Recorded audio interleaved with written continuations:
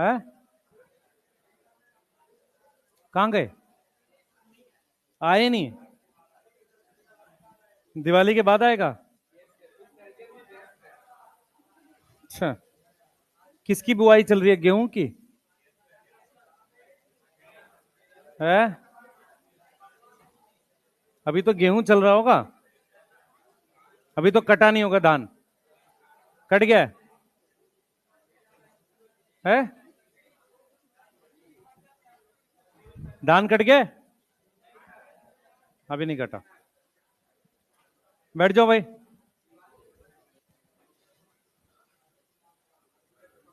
भाई बैठ जाओ। तू भाई इतना लंबा हो गया, अकल कब आएगी? बैठ जल्दी। जल्दी जल्दी अंदर। सुनो भाई, पहली चीज क्या है कि मेरे ख्याल से दिवाली से पहले एमडी सर तो आएंगे नहीं। तो इस वीक में भी मैं हूं, अगले वीक में भी मैं ही हूं। ठीक है? सही है। ठीक है। अच्छी यही बुरी है, यही अच्छी है। ठीक है। है? ऐसा एमडी सर ने बोला था पर मैंने मना कर दिया। एमडी सर बोल रहे थे कि सर ऑफलाइन में आप करा दो, ऑनलाइन में मैं करा देता हूँ बायोमोलिक्यूल। मैंने कहा बिल्कुल नहीं। मैंने कहा बिल्कुल नहीं। ठीक है। हाँ, कोशिश करेंगे। बेटा कोशिश करते हैं प्लांट फिजियो खत्म कर लें, तो ताकि आपका सिर्फ एनाटॉमी बचेगा। फिर एक बार देखेंगे सर क्या कहते हैं। ठीक है, उस हिसाब से सर की जो ऐसी हालत है ट्रैवल वाली नहीं है। नहीं अभी नहीं, कोई क्लास नहीं। आज उनकी जो ऑनलाइन क्लास है वो सर्वेश सर पढ़ा रहे होंगे। तो आज सर्वेश सर ऑनलाइन में दो लेक्चर पढ़ा रहे होंगे, एक 9 बजे और एक 1 बजे। तो एमडी सर को आज मतलब उनको क्या हुआ है, पूरा यहाँ पे, हाँ प्लास्टर तो है ही, यहाँ से पूरा काटा हुआ था। और उसके बाद यहाँ पे भी पूरे ब्लिस्टर्स बन गए अभी। तो आज वो दोबारा डॉक्टर के पास गए दिखाने। तो अभी थोड़ा सा ये वीक थोड़ा सा लगेगा उन्हें। तो उसके बाद से वो शायद क्लास चालू भी करेंगे तो ऑनलाइन वाली पहले, क्योंकि ट्रैवल नहीं कर पाएंगे। अब यहाँ पर क्या है, क्योंकि ट्रैवल करके आना है, फिर जहाँ रहेंगे वहां पे अकेले रह रहे हैं तो कोई हेल्प नहीं कर सकता ना। ठीक है, चलते हैं। भाई पढ़े? चालू करें चैप्टर? ठीक है। Photosynthesis in higher plant, lecture number 1। ठीक है। सबसे पहले टॉपिक्स के बारे में एक बार नोट कर लें, फिर हम चालू करते हैं चैप्टर को। सभी बच्चे एक बार टॉपिक नोट कर लें। 4 बड़े टॉपिक्स हैं हमारे पास। सबसे पहले हम लोग एक्सपेरिमेंट पे बात करेंगे, छोटा टॉपिक है। उसके बाद ये सारा लाइट रिएक्शन में आ जाता है। ये किस में आ जाता है? लाइट रिएक्शन में। ये सब आ जाता है किस में? डार्क रिएक्शन में।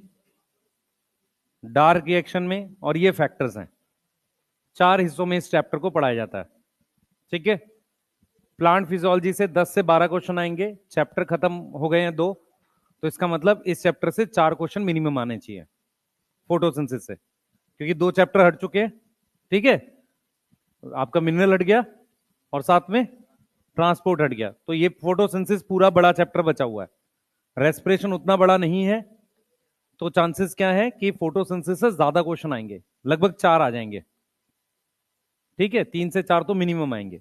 और रेस्पिरेशन से भी 3 क्वेश्चन आ जाएंगे, और 3 क्वेश्चन के आसपास आपके प्लांट ग्रो डेवलपमेंट से। तो टोटल 10 से 12 क्वेश्चन की यूनिट है ये, 10 की तो है। ठीक है। प्लस कोई पैटर्न नहीं है एनटीए के पास। किसी साल 5 क्वेश्चन पीजीआर से आ जाते हैं, तो हमें सारा ही अच्छे से करके चलना। हाँ, लॉजिकल अच्छे क्वेश्चन इस चैप्टर से बनते हैं। किससे? फोटोसिंथेसिस से बन जाते हैं। ठीक है, सही। दूसरी चीज, फोटोसिंथेसिस पढ़ते वक्त हम लोग केमिस्ट्री के कुछ शब्दों का प्रयोग करेंगे, ऑक्सीडाइज, रिड्यूस। जिस बच्चे को दिक्कत हो वहीं पे पूछ लेना। ठीक है, मैं उम्मीद कर रहा हूं कि आपको ये पता होगा कि ऑक्सीडेशन रिडक्शन क्या होती है, मैं ये मान के चल रहा हूं। ठीक है, बेसिक डेफिनेशन आपको पता होगी, क्योंकि हमें ये सारी चीजें यूज करनी पड़ेंगी। ठीक है, क्लियर? सही है। अब चालू करेंगे इसको। सबसे पहले हम लोग एक्सपेरिमेंट्स के बारे में पढ़ेंगे, पर मैं कुछ कुछ चीजें आप लोगों को बताऊंगा एक डायग्राम के थ्रू, तो उससे हमें बेसिक आइडिया लगेगा। टॉपिक का नाम है इंट्रोडक्शन। चालू करें पहले इंट्रोडक्शन बेसिक सी। लिखना चाह रहा है कोई? लिख लो नाम। क्या चीज? मत पढ़ना बेटा, वो आएगा ही नहीं अब, डिलीट हो गया ना वो सब। स्टैम्प मॉडिफिकेशन, रूट मॉडिफिकेशन, वो सब है तो नहीं वैसे। ठीक है, अगर मान लो आ जाएगा तो हम क्या करेंगे, वीडियो बना देंगे एंटी के खिलाफ, हमें टॉपिक मिल जाएगा, है ना। हाँ ठीक है, डोपा में दो चार क्वेश्चन हो सकते हो, बाकी तो कोई मतलब। ठीक है, सही है। बच्चे आप लोगों की मेरे ख्याल से दिवाली के एक दिन पहले तक शायद क्लास चलेगी। ठीक है, तो चांसेस है मैं तब तक यहाँ पे रहूंगा, बीच में एक आध बार जाऊंगा तो ठीक है, नहीं तो मैं तब तक हूँ यहाँ पे। तो हम लोग कोशिश करेंगे प्लांट फिजियो पूरी खत्म कर ले। क्लियर है? ठीक है, फिर आपका जो गैप रहेगा उसमें तो टेस्ट वगैरह आपके लिए प्रिपेयर कर देंगे।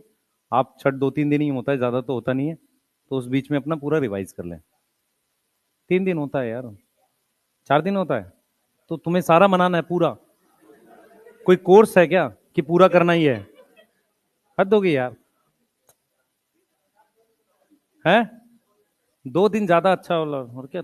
हाँ, तुम्हें कुछ नहीं करना बेटा, तुम्हें वो तालाब पे जाकर सर पे वो लेके फोटो स्टेटस के लिए डालनी है, बाकी नहीं करना कुछ, मुझे पता तुम्हें।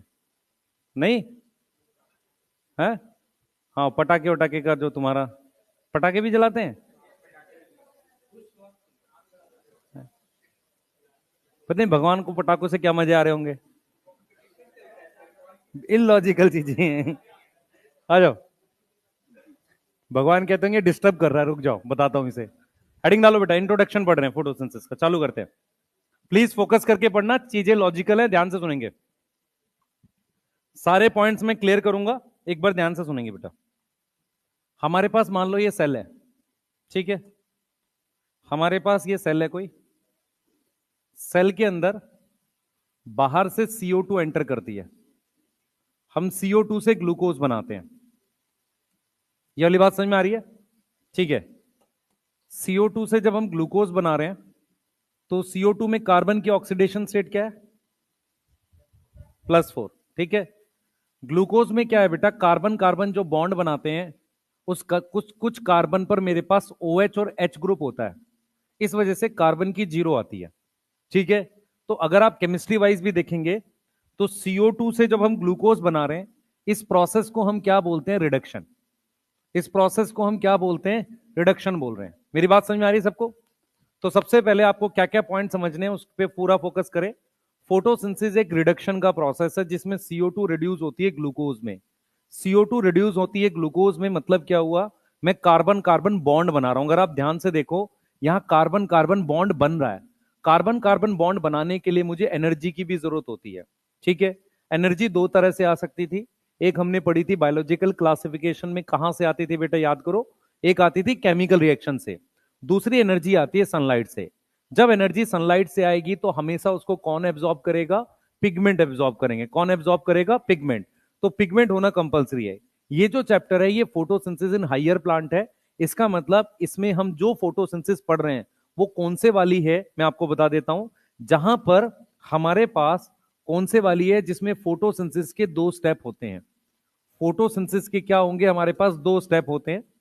उस वाले फोटोसिंथेसिस को पढ़ रहे हैं जिसमें पहले स्टेप में पानी टूटता है और अपनी हाइड्रोजन किसी एक्स कंपाउंड को दे देता है, और वो कंपाउंड XH बन गया और यहां पर ऑक्सीजन रिलीज हो गई।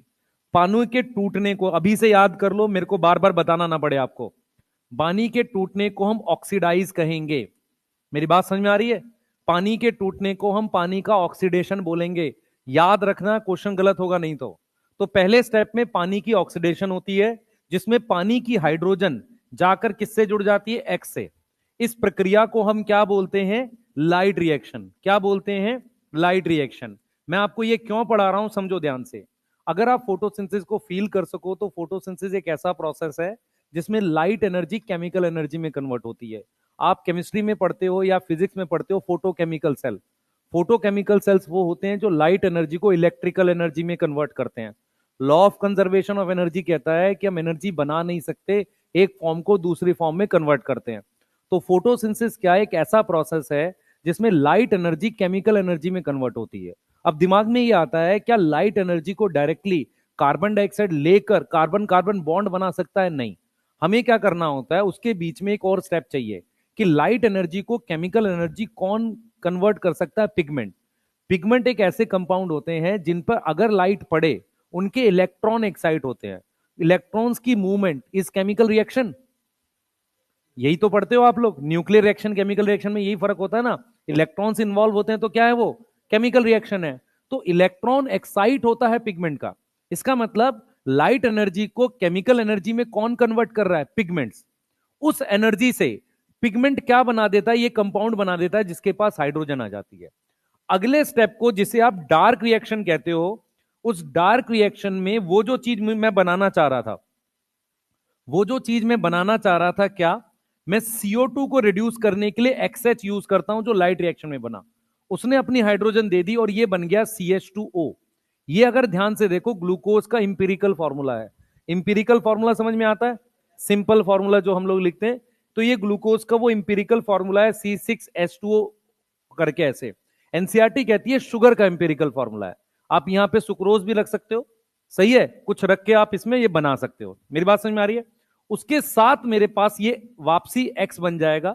अगर मैं दोनों को जोड़ दूं तो इस x से ये कट जाएगा, XH से XH कट जाएगा, तो फाइनल रिएक्शन में आपके पास पानी, ऑक्सीजन, CO2 और ये आएगा। अब सवाल, पहला सवाल ये आता है, यदि आप ध्यान से देखो पानी की ऑक्सीडेशन हो रही है, CO2 की रिडक्शन हो रही है, लेकिन जब हम फोटोसिंथेसिस की बात करते हैं तो हम कहते हैं ये एक रिडक्शन प्रोसेस है। रीजन क्या है, क्योंकि मैं फोकस हूं CO2 को लेकर, ग्लूकोज को लेकर, तो CO2 की रिडक्शन हो रही है, इसलिए हम फोटोसिंथेसिस को रिडक्शन बोल रहे हैं। बैठो जल्दी भाई, हम CO2 को क्या बोल रहे हैं, रिडक्शन हो रही है। मेरी बात समझ में आ रही है, सही है। ऑल दो कोई भी रिएक्शन अकेला रिडक्शन ऑक्सीडेशन नहीं होगा, रिडॉक्स चलता है नॉर्मली, लेकिन हम फोटोसिंथेसिस को रिडक्शन क्यों बोल रहे हैं, क्योंकि हम किसके लिए कंसर्न है, ग्लूकोज को लेके, CO2 और ग्लूकोज को लेके। पानी की ऑक्सीडेशन होती है, CO2 की रिडक्शन होती है, और फोटोसिंथेसिस को इन जनरल हम क्या बोलते हैं, रिडक्शन। रिडक्शन प्रोसेस एंडोथर्मिक होता है। एनर्जी कहां से आती है, सनलाइट से।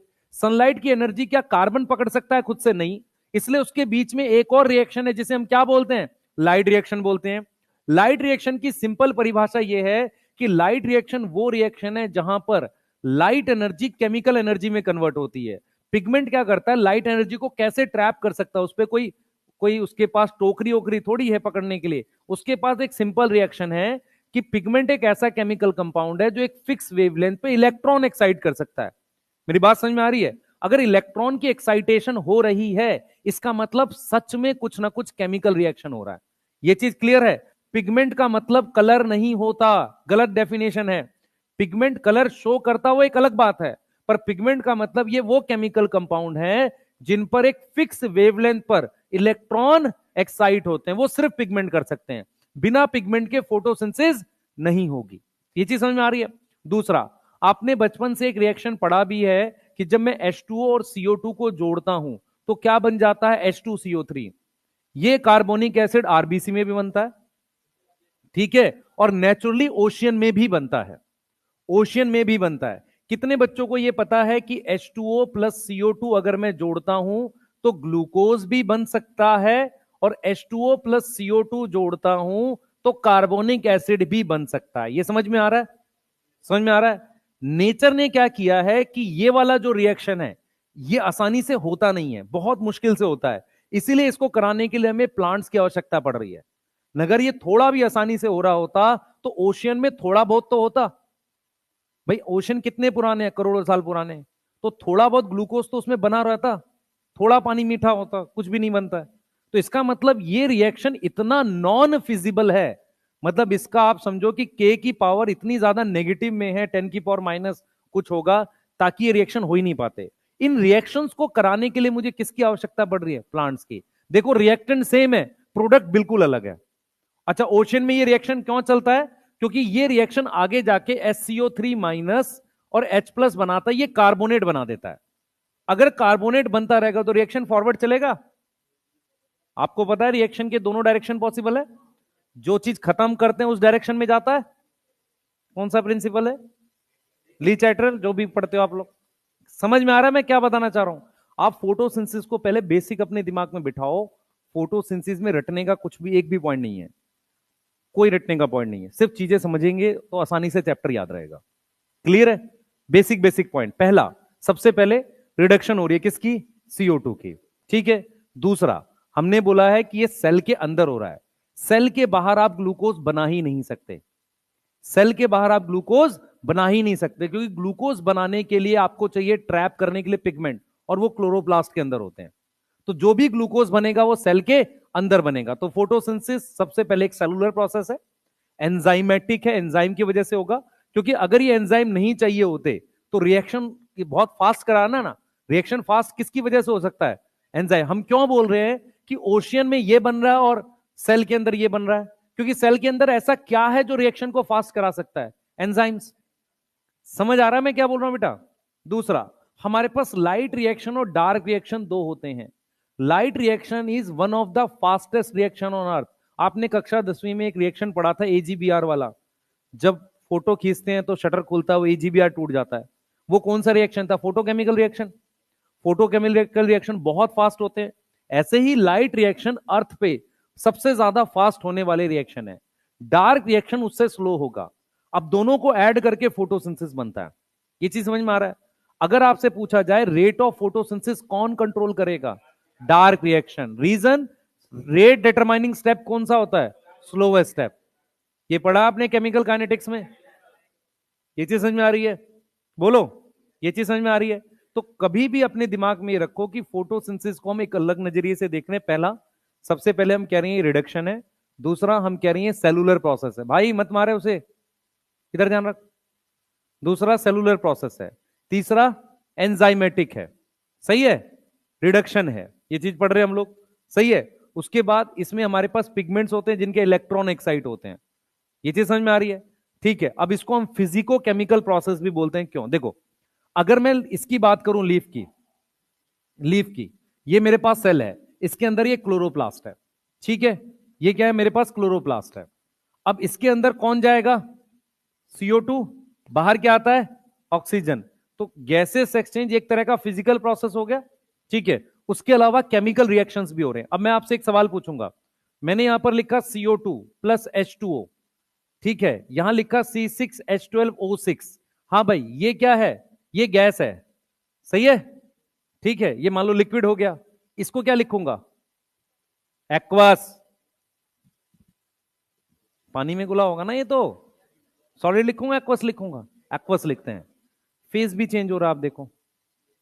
मेरी बात समझ में आ रही है? बोलो बेटा। ठीक है, केमिकल रिएक्शन हो रहा है, फेस चेंज हो रही है, फिजिकल एक्सचेंज हो रहा है, ये सारी चीजें होती हैं। क्लियर? ठीक है, ये चीज क्लियर है सबको? ठीक है।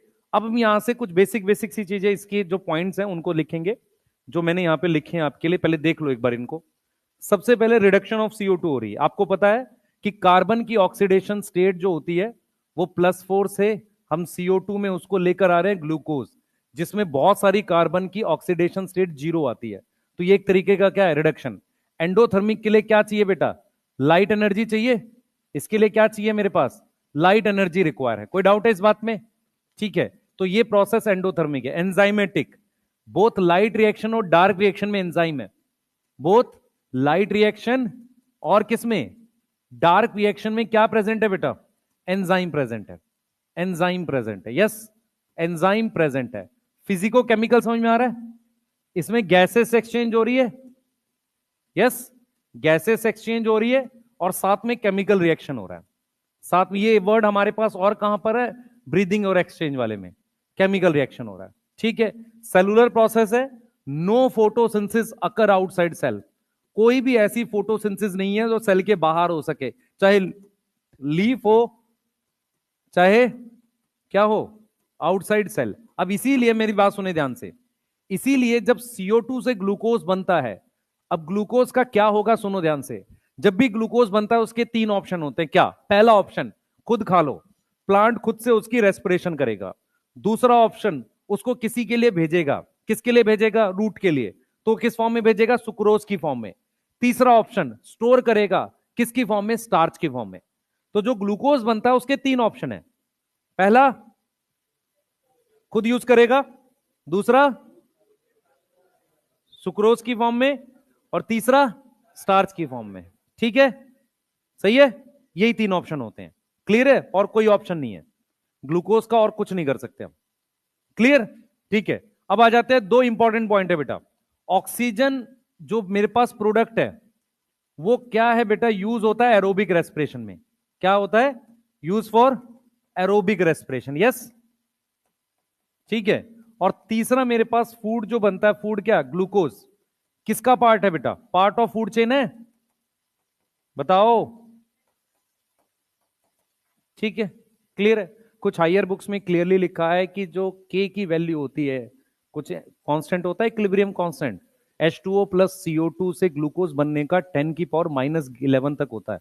वो इतना ज्यादा उसमें होता है कि उसमें ग्लूकोज आसानी से बन ही नहीं सकता। इसका मतलब ओशियन में ग्लूकोज कभी बन ही नहीं सकता है। वो हमेशा किसकी वजह से बनेगा? एंजाइम की वजह से, क्योंकि ये प्रोसेस जो है बहुत स्लो है अगर आउटसाइड सेल कराना है। इसलिए सारा का सारा ग्लूकोज कहां बना है? किसी न किसी, हमारे अंदर जो भी ग्लूकोज है वो कभी ना कभी किसी सेल ने बनाया। आप सोचो, आपके अंदर जो भी ग्लूकोज ब्लड में है, ग्लाइकोजन प्रेजेंट है, वो सब कभी ना कभी किसी प्लांट के सेल ने बनाया है। आप सोचो इस बात को, कितनी स्ट्रेंज बात है ये। ठीक है, क्लियर है बेटा? बोलो, सही है। और रिडक्शन करने के लिए मुझे क्या क्या चाहिए वो अभी हम बताएंगे। सही है, पहले इसको लिख लो। ये पॉइंट्स क्लियर है सबको? ठीक है। फोटोसिंथेसिस एंजाइमेटिक प्रोसेस है, स्टेप वाइज भी होगा, सेलुलर है, रिडक्शन है। क्लियर? हाँ, कार्बोनिक एनहाइड्रेस पॉसिबल है, पर उससे ग्लूकोज नहीं बनेगा ना। मैं ये कह रहा हूं कि H2O plus CO2 carbonic acid ocean में बनाता है, वो रिएक्शन स्लो है, स्टिल उसको फॉरवर्ड कार्बोनेट बना के करते रहते हैं। सही है, हो जाता है वो। लेकिन H2O प्लस CO2 ग्लूकोज वाला रिएक्शन ओशियन में होता ही नहीं, करोड़ों साल में नहीं हुआ। तो सोचो उसका वो एक जो फॉरवर्ड डायरेक्शन कितनी मुश्किल से होती होगी। अब प्लांट उसे करा पा रहा है, क्यों? क्योंकि प्लांट क्या करता है? ट्रैप कर पाता है एनर्जी। ठीक है, यस। एनाबोलिक बायोसिंथेसिस लिख सकते हैं, क्योंकि हम लोग क्या कर रहे हैं बच्चे, यहां पे कोई चीज बना रहे हैं। तो जब कोई चीज बनाते हैं तो उसको क्या बोलते हैं? एनाबोलिक। एनाबोलिक का मतलब होता है कोई चीज बनाना। ठीक ना, एनाबोलिक प्रोसेस है, कोई चीज बना रहे हैं। मेनली हम कार्बन कार्बन बॉन्ड जोड़ रहे हैं, बहुत मुश्किल होता है कार्बन कार्बन बॉन्ड जोड़ना। हम कार्बन कार्बन बॉन्ड डायरेक्ट जोड़ रहे हैं। और वो हम किस में जोड़ रहे हैं? लाइट रिएक्शन में, डार्क रिएक्शन में? डार्क रिएक्शन में।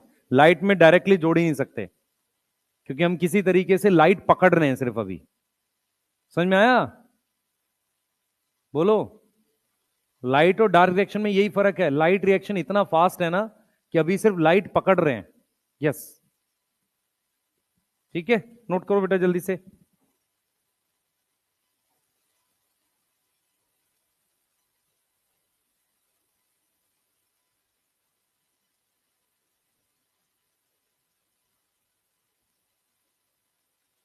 चले आएंगे बेटा, ये तो सिंपल सी चीजें, इसमें ऐसा कुछ नहीं है जो आपको नहीं समझ में आ रहा है।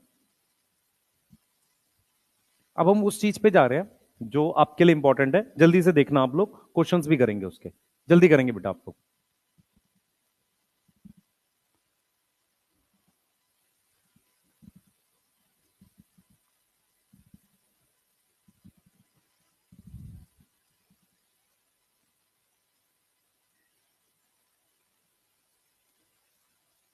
चलिए चालू करें।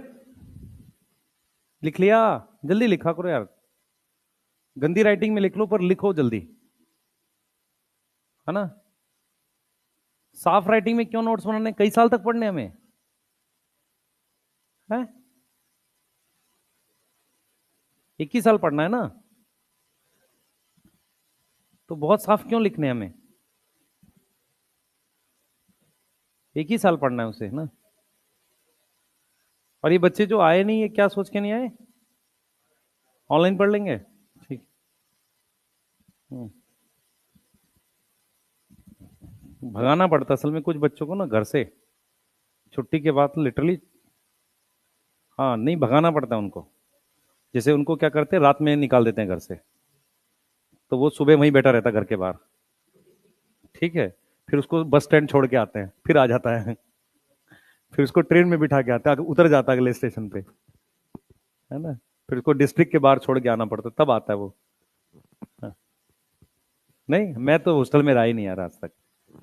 मैं दो रूल है, मैं घर के आसपास ही पढ़ाता था, मैं कभी दिल्ली से बाहर पढ़ाया नहीं, पहली बार पटना पढ़ा रहा हूँ। मैं दिल्ली के आसपास मतलब कुछ यूपी के एरिया, मुरादाबाद एट मैक्स, इधर राजस्थान पिलानी मैक्सिमम। मैं दिल्ली के बाहर पढ़ाया ही नहीं कभी ऐसे है। फर्स्ट टाइम मैं मतलब ऐसे पढ़ा रहा हूँ, नहीं पढ़ाया मैंने आज तक। और जो मतलब खुला भी था पीडब्ल्यू, वो मेरे घर से 4 किलोमीटर दूर था, जो उनका पहला खुला था। मेरी पहली कंडीशन यही थी कि सर कहाँ किसके लिए, उन्होंने पहले नहीं बताया मुझे। सबसे पहले मुझे जो फोन आता वो आता कि सर एक एक ड्रॉपर बैच पढ़ाना है, क्योंकि उससे जस्ट पहले मैंने अपनी कोचिंग शुरू करी थी। और मैं कोचिंग एक जगह से जॉब छोड़ी थी, अपनी कोचिंग डाली थी। उस साल से जस्ट पहले मैं 16 बैच पढ़ा रहा था ड्रॉपर के, जिसमें मैं सैटरडे संडे 4 बैच पढ़ाता था, और एक जगह बॉटनी के कुछ टॉपिक पढ़ाता था। तो मैं अलग अलग जगह के 16 बैच टोटल ड्रॉपर पढ़ा, ऐसा नहीं कि सब जगह पूरा पढ़ा रहा हूँ। सिर्फ 6 जगह ऐसी थी जहां मैं पूरा बॉटनी पढ़ा रहा था। बाकी जगह ऐसी थी जहां पे कुछ कुछ पार्ट्स पढ़ाने होते थे, जैसे मॉर्फो कोई नहीं पढ़ाता आसानी से, plant kingdom, morpho, biological, ecology के कुछ टॉपिक, और मेंडेलियन। मॉलिकुलर लोगों को कंफर्ट आता है, मेंडेलियन में दिक्कत आती है क्योंकि समझाना मुश्किल होता है, तो वो मैं पढ़ा रहा था। तो 16 बैच में पढ़ा रहा था। तो मुझे खाली ये फोन आया था कि सर एक ड्रॉपर का बैच पढ़ाना है, ऑनलाइन है। मैंने कहा घर से कितनी दूर है, उन्होंने कहा 5 किलोमीटर। मैंने क्या करना होगा, रिकॉर्ड करना होगा। तो पैसे की बात हुई, और मेरे को ये नहीं पता था किसके लिए पढ़ाना है। फिर जब मैं गया तो वहाँ स्टूडियो भी नहीं था, तो वहाँ ग्लास लगा हुआ। तो आपने शायद कांच वाला एक स्टूडियो देखा होगा, उसके पीछे लिखते हैं, शुरुआत में वो आए थे। तो पहला स्टूडियो उस दिन लग रहा था, जिस दिन मैं गया था पहला स्टूडियो उसी दिन लग रहा था। ग्लास वाला रिजेक्ट हो गया था, दूसरे वाला ये वाला फिट हो रहा था। ठीक है। तो मैं गया तो उधर तो रिकॉर्ड ही नहीं हुआ। अगले दिन मैंने एक डेमो रिकॉर्ड किया था। तो हमें तो ये नहीं समझ में आ रहा कि आप बच्चा तो है नहीं, करेंगे क्या। ठीक है, सबसे बड़ी दिक्कत ये थी कैमरे के आगे एक्टिंग करनी होती है। तो ठीक था, पर क्या हुआ, मेरे को कैसे हुआ, उन्होंने फोन करना 2 दिन बंद कर दिया, बात ही नहीं करी मेरे से। मैंने कहा कि सर देखो मेरे पास क्या है, मैं अपना एक ड्रॉपर चलाऊंगा, क्योंकि मैं अगर 16 बैच पढ़ा रहा हूँ तो मेरे कनेक्ट में 600 बच्चा है कम से कम। तो मैं, क्योंकि कोविड लगा हुआ था, मैं अपना ऑनलाइन ड्रॉपर लॉन्च करूंगा और उसको प्रॉपर पढ़ा ले जाऊंगा। तो मैंने अपना ऑनलाइन ड्रॉपर लॉन्च करने का एक प्लानर बनाया, और अपने जितने भी बच्चे थे उनको भेज दिया कि मैं ये चला रहा हूँ, ये फीस है 12,000 के आसपास मैंने फीस रखी। और मेरा था मैं 300-400 एनरोलमेंट करूंगा तो ये साल निकल जाएगा, उसके बाद कोविड हट जाएगा, हमें तो ये था। तो 2-3 दिन उन्होंने फ़ोन ही नहीं किया। फिर फ़ोन आता है कि सर हम ये सोच रहे हैं कि आप पढ़ाओ मत, जिस तरह का प्लानर वगैरह आपने बनाया, आप सीरियस टीचर हो, आप मेंटरशिप करना बैच की। मुझे ये फ़ोन आया था। ठीक है। फिर क्या हुआ, एक मैडम लेट ज्वाइन कर रही थी 15 दिन बाद। पहला चैप्टर मुझे पढ़ाना था, सेल साइकिल। जब मैंने पहला चैप्टर पढ़ाया तो मुझे इसे समझ आया, बैच में जो बच्चा है ना अक्टूबर में है, अक्टूबर का जो ड्रॉपर होता है पहले कुछ पढ़ा हुआ होता है, और सारी ऑफलाइन कोचिंग का ड्रॉपर था। मैंने 4 लेक्चर में सेल साइकिल कराया, मैंने अपने क्वेश्चंस कराए, मुझे समझ में आ गया ड्रॉपर नहीं पड़ेगा किसी और से बायो। उसके बाद प्लांट किंगडम किसी और टीचर ने चालू किया, पहली क्लास में गालियां पड़ी, मुझे सामने फोन आता है कि सर आप आके रिकॉर्ड करो, क्योंकि पढ़ी सर को ही थी। मैं तो सुबह जाता, मेरा लेक्चर 9 बजे, 1 बजे लाइव जाके सर पढ़ाते थे। ठीक है। तो उनको खूब गालियां पड़ी कि हमें नहीं पढ़ना इनसे। वो दिक्कत क्या हुई, मैम ने पढ़ाया ठीक था, पर वो मैम उधर देख रही थी, कैमरे में उनको समझ नहीं आया था देखना है, पहला ये दिक्कत थी। दूसरा वो दूसरी तरफ देख रही थी। और वो मैम ने ही पटना सेंटर स्टेब्लिश किया था पीडब्ल्यू का। नहीं, सदफ मैम। यस। हाँ वो, हाँ उन्होंने पढ़ाया था। नहीं भाई, बहुत बड़ा कहानी है उसमें। वो जब जैसे ही हुआ ना पहला दिन उनका प्लांट किंगडम का, एलगी का लेक्चर गया, वो रिजेक्ट हुआ। मेरे पास सामने फोन आया, मैं रात में गया 1 बजे, 1 से 3 मैंने रिकॉर्ड किया प्लांट किंगडम। फिर मैं घर आया, और अगले दिन 6 दिन में रिकॉर्डिंग गई। 15 दिन तक मैंने 3 चैप्टर करा दिए थे। सेल साइकिल, मैं सेल नहीं पढ़ाया, मेरे को पता था सेल आता है बच्चे को, कोई इंटरेस्ट नहीं आएगा। मैं सेल बीच में ही पढ़ाता था बाद में। सेल, साइकिल, प्लांट किंगडम, और मैंने तीसरा पढ़ाया बायोलॉजिकल। 15 दिन में वो खत्म हो गया। अब 15 दिन के बाद उन्हें नया टीचर डालना था। तो रात को मेरे पास वॉइस मैसेज, अभी भी वो तो मेरे पास क्या है, फोन 2016 से चेंज ही नहीं हुआ, सबके वॉइस मैसेज पड़े हैं।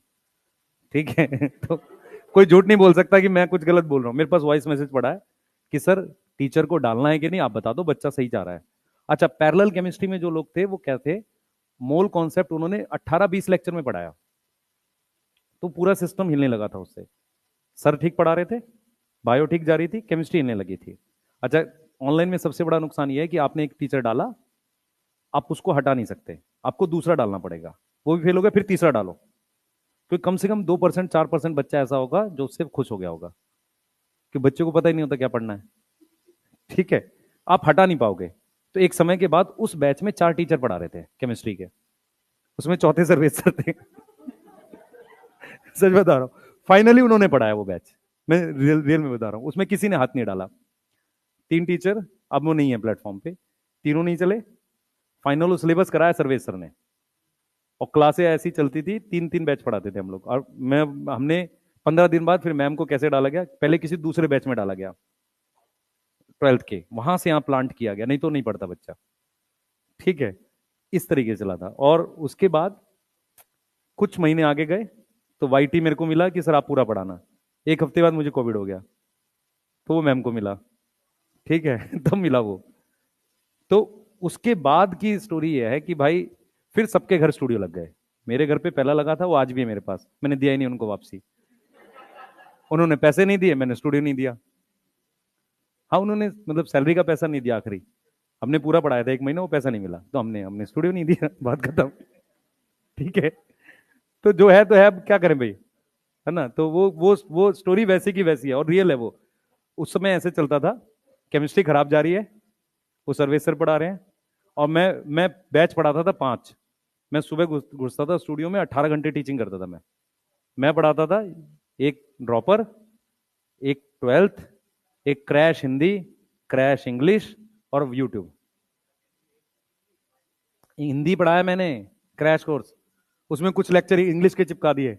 मुझे हिंदी पढ़ने का टाइम नहीं मिला। मैं एक्चुअल में क्या करता था, मुझे एनसीईआरटी याद है, पर मुझे खुद से उसको हिंदी के शब्द याद करने पड़ेंगे। जैसे क्या है, गेमेटोफाइट का कुछ नाम अजीब सा था, हाँ नहीं अजीब से नाम थे, तो मैं वो सारे नाम याद करता था। एमडी सर उस वक्त हिंदी मीडियम पढ़ा रहे थे पहली बार, एमडी सर पहले हिंदी मीडियम पढ़ाने आए थे। तो एमडी सर को देखता था, वो हिंदी के 2 4 वर्ड लिखते थे, पढ़ाते इंग्लिश में ही थे, और मैं क्या करता था, प्योर हिंदी लिख के ले जाता था।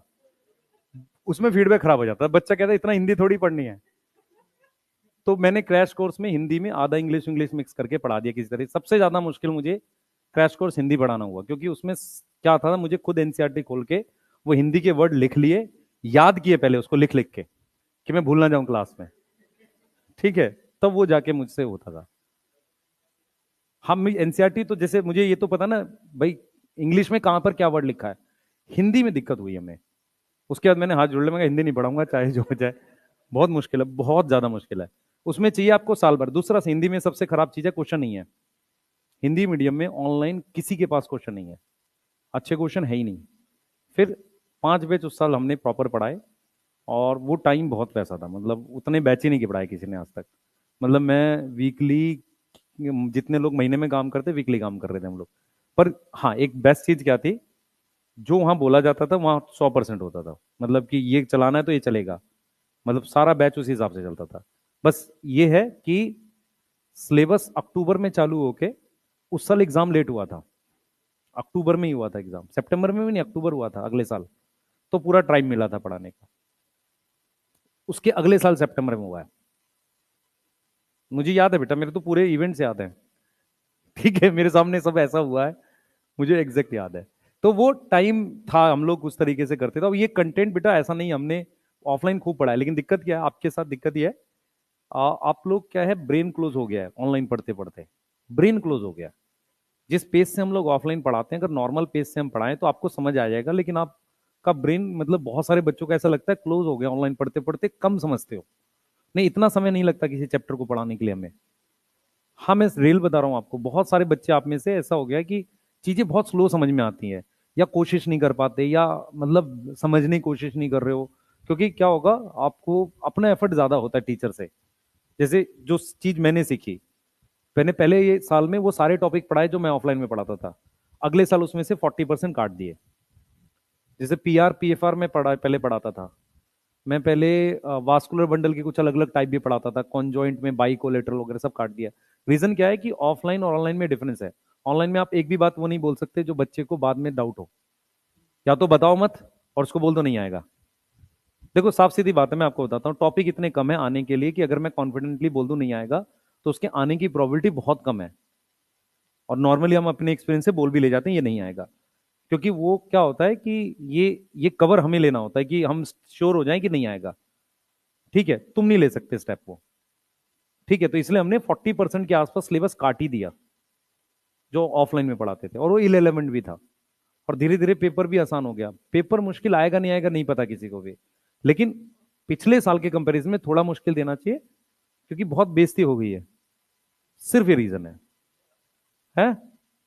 हर साल होती है, लेकिन ठीक है, क्लियर है। तो मैं इसलिए बोल रहा हूं आपको, आप लोग के पास अभी जो टाइम है, जिनकी फिजिक्स में गड़बड़ है, मैं खासकर बोल रहा हूँ फिजिक्स केमिस्ट्री में, प्लीज दिवाली 15 के आसपास तक अपना कुछ इंप्रूवमेंट करना कर लो, नहीं फिर हाथ से निकल गया है, फिर ये साल नहीं बचेगा। दूसरा, कोई भी बच्चा इस प्लान के साथ बैठा हो कि इस साल थोड़ा पढ़ लेते हैं, अगले साल फिर ट्राई करेंगे, उसका भी सिलेक्शन 4 साल में भी नहीं होने का।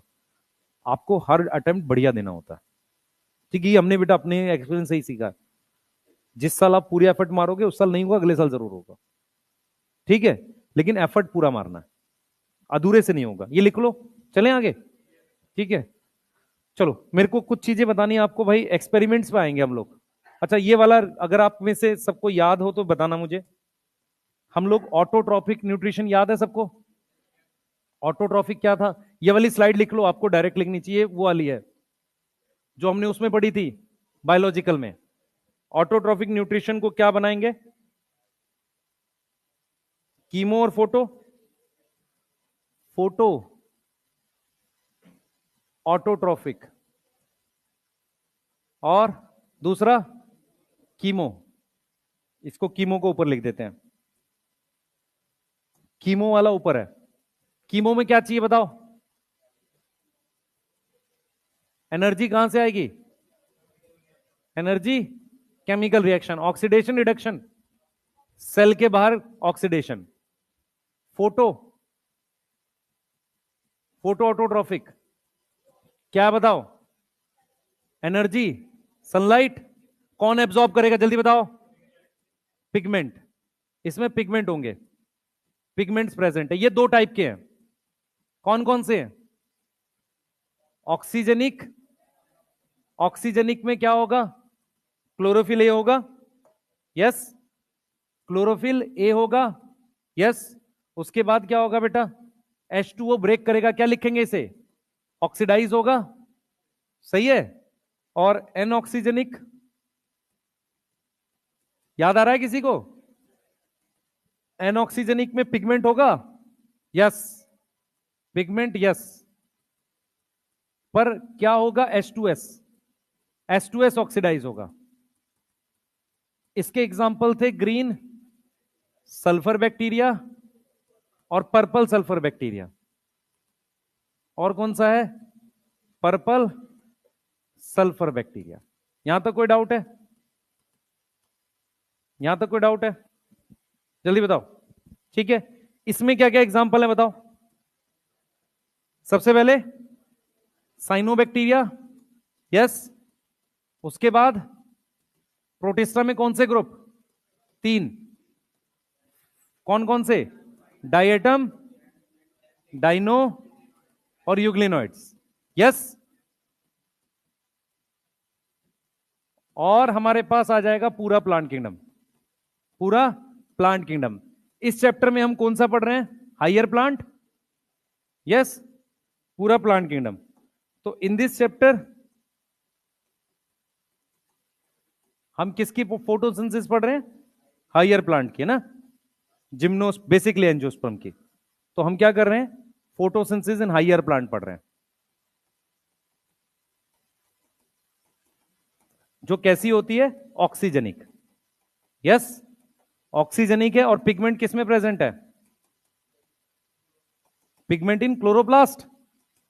पिगमेंट किस में है? क्लोरोप्लास्ट में। हाँ भाई, केमिकली पिगमेंट क्या होता है? Carbohydrate, lipid, protein.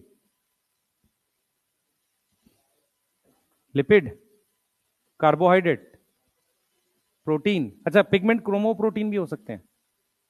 कौन है? अच्छा, देखो पिगमेंट कुछ भी हो सकता है, केमिकली प्रोटीन भी हो सकता है, लेकिन तुम्हारे पास जो पिगमेंट है सिलेबस में सारे लिपिड है। सारे क्या है? लिपिड है। लिपिड समझ में आता है? फैट नेचर के। ठीक है, क्लियर है?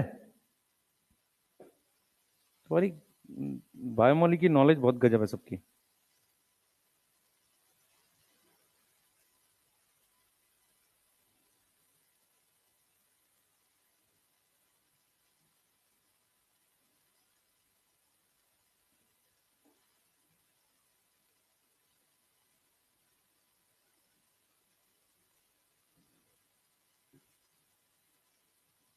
चलो देख लिया,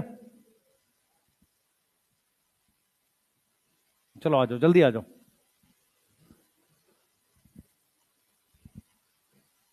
चलते हैं।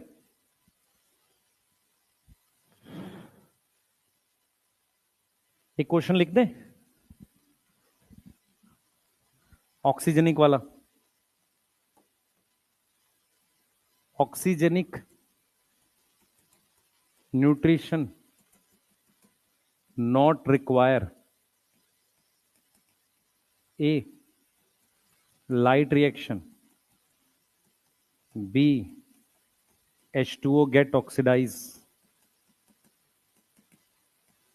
C chlorophyll A, D H2O get reduced। समझ में आ रहा है? हाँ भाई, डी आएगा, कर लोगे? दिमाग में बैठा लो, पानी टूटने को क्या बोलेंगे? ऑक्सीडेशन। गड़बड़ नहीं करना, क्योंकि आपके क्वेश्चन गलत होंगे, इससे मैं पहले बता रहा हूं। ये वो पहला पॉइंट है जहां पे आप क्वेश्चन गलत करोगे। पानी टूटने को ऑक्सीडेशन कहते हैं, ठीक है? यस। लाइट रिएक्शन होगा, डार्क रिएक्शन भी होगा, पानी टूटेगा, सही है? और पानी रिड्यूस नहीं होता है, पानी ऑक्सीडाइज होता है। रिड्यूस कौन हो रहा है? रिड्यूस कौन हो रहा है? कार्बन डाइऑक्साइड, सही है? चलो जल्दी चलेंगे, हमें एक्सपेरिमेंट्स पढ़ने हैं बेटा। किसमें? मतलब बाहर ऑक्सीडाइज होके वो एनर्जी बनाता है, बाहर ऑक्सीडाइज होके एनर्जी बनाता है, और उससे CO2 क्या होता है? रिड्यूस होता है। हमें एनर्जी किसके लिए चाहिए? CO2 के रिडक्शन के लिए, ठीक है? अब सनलाइट की आएगी तो फोटो है, केमिकल रिएक्शन से आएगी तो कीमो है, ठीक है? चले आगे भाई, लिख लिए जल्दी? चलो जल्दी करो यार, तुम जितना धीरे धीरे गंदी गंदी राइटिंग में लिखोगे भी, तो राइटिंग बहुत गंदी है तेरी। कोई बात नहीं है। हाँ, नहीं सही है, कोई चुराएगा नहीं रजिस्टर तेरा, ये बेस्ट चीज है। नहीं तो बच्चे रजिस्टर साल भर के बाद चुरा लेते हैं।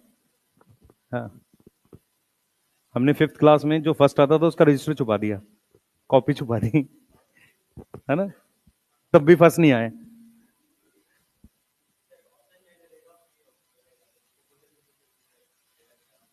रिडक्शन बोलना चाहिए।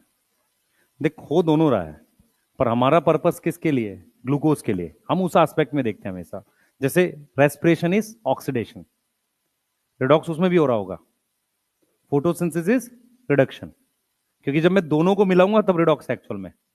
नेचर में अगर तू देखेगा ना, रिडॉक्स रियल में क्या है कि पानी का इलेक्ट्रॉन जो है ना, पानी टूटता है ना, उसका इलेक्ट्रॉन किसके पास जाता है? ग्लूकोज के पास। वो ग्लूकोज का इलेक्ट्रॉन है जो रेस्पिरेशन में वापसी पानी बनाता है। जो हम ETS में पानी पढ़ते हैं ना, किसी को पता है इलेक्ट्रॉन ट्रांसपोर्ट सिस्टम में पानी बनता है? हाँ, तो वो किसका इलेक्ट्रॉन है? ग्लूकोज का। और ग्लूकोज पे इलेक्ट्रॉन कहां से आया? पानी से। तो जो पानी का था पानी के पास चला गया बेटा। आ जाओ, हेडिंग डालो, एक्सपेरिमेंट रिलेटेड टू फोटोसिंथेसिस। सबसे पहला पॉइंट भाई ध्यान से सुनेंगे सारे बच्चे, हमारे पास फोटोसिंथेसिस के लिए किस किस चीज की जरूरत है? कुछ बेसिक सी चीजें लिख देते हैं। फोटोसिंथेसिस रिक्वायर, क्या आवश्यकता है हमें? क्या आवश्यकता है?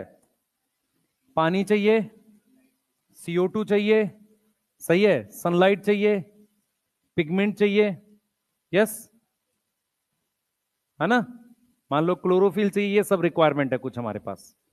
अब मेरी बात सुनना ध्यान से, बहुत सारे एक्सपेरिमेंट हुए, वेरियस एक्सपेरिमेंट्स कंडक्ट किए गए। किस चीज के लिए किए गए भाई? To find requirement. है ना। इन रिक्वायरमेंट्स के लिए कुछ काफी सारे एक्सपेरिमेंट किए गए। अब इन एक्सपेरिमेंट्स में आपने एक खास चीज याद रखनी है। हाँ भाई सुने ध्यान से, फोटोसिंथेसिस, मेरी तरफ सुन लो, फोटोसिंथेसिस हो रही है, इस बात का प्रूफ क्या है? प्लांट बताएगा अपने मुंह से? नहीं, प्लांट तो बताएगा नहीं।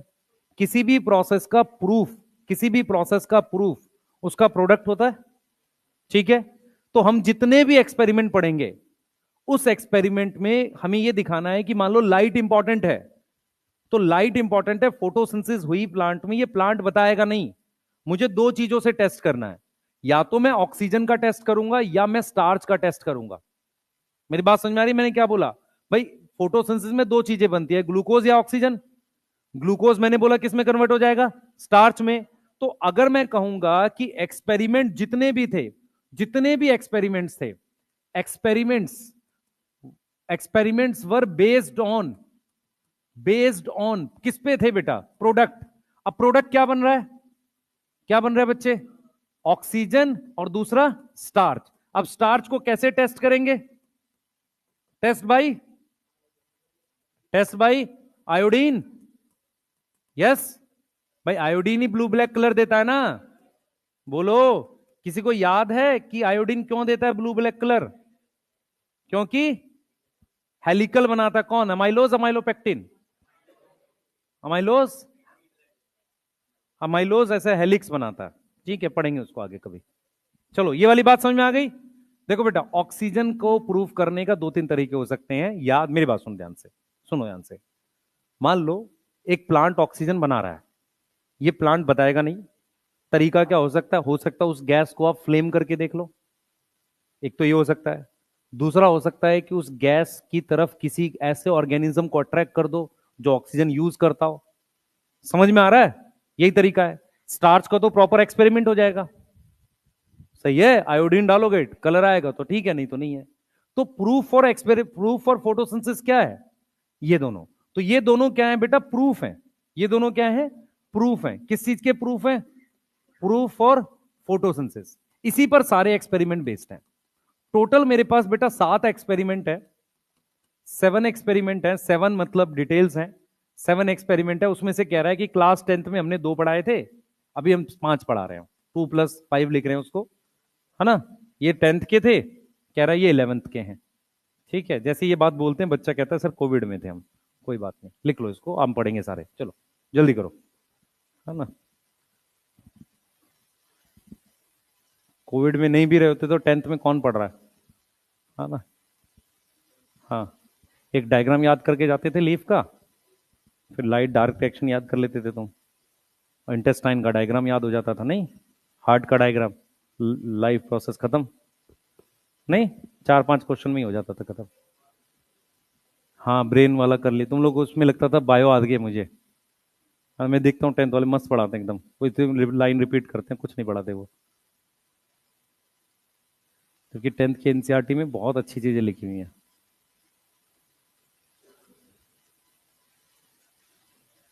एवोल्यूशन जबकि हट गया उसमें से, 10th में से एवोल्यूशन हट गया ना, है डिलीट हो गया मेरे ख्याल से शायद। अच्छा है एस चंद, बायो में भी, फिजिक्स केमिस्ट्री तो सही है, बायो क्यों?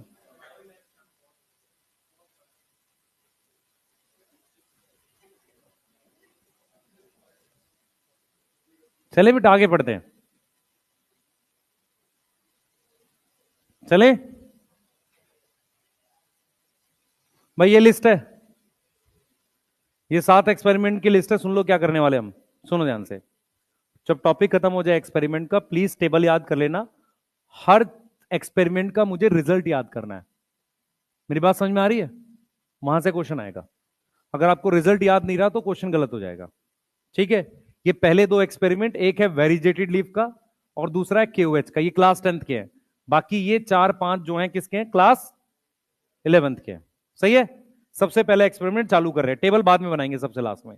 सबसे पहला एक्सपेरिमेंट ये है, सुन लो ध्यान से क्या है। सबसे पहले जिस बच्चे को नहीं पता, वेरिजेटेड लीफ क्या होता है बेटा? वेरिजेटेड लीफ क्या होता है? ऐसी लीफ जिसमें ग्रीन और येलो एरिया हो, ठीक है, अगर क्लास 10th का एक्सपेरिमेंट आपको बताऊं तो उसने क्या किया था, पहले सुन लो। क्लास 10th में उन्होंने क्या किया था, उन्होंने ये बोला कि एक गमला है, मटका है, जो भी है, उसके अंदर प्लांट लगाया हुआ है। उस प्लांट को हमने 3-4 दिन डार्क में रखा। डार्क में रखने से क्या हुआ, उसके अंदर का सारा स्टार्च खत्म हो गया। भाई प्लांट जिंदा तो रहेगा ही, तो अपना सारा स्टोर खा जाएगा, जो भी स्टोर स्टार्च था खत्म हो गया। अब उस प्लांट को उठा के लाइट में रखा। जब लाइट में रखेंगे तो खाना कहां बनता है, ग्रीन एरिया में। खाना कहां बनता है, ग्रीन एरिया में। और जैसे ही उसने थोड़ी देर फोटोसिंथेसिस करी, अभी वो दूसरे एरिया में गया नहीं था।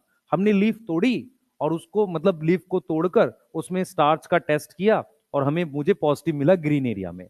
मैंने उसे डार्क में नहीं रखता तो नॉन ग्रीन एरिया भी पॉजिटिव आता है, क्योंकि ग्रीन से बन के स्टार्च कहां चला जाता है, नॉन ग्रीन वाले में।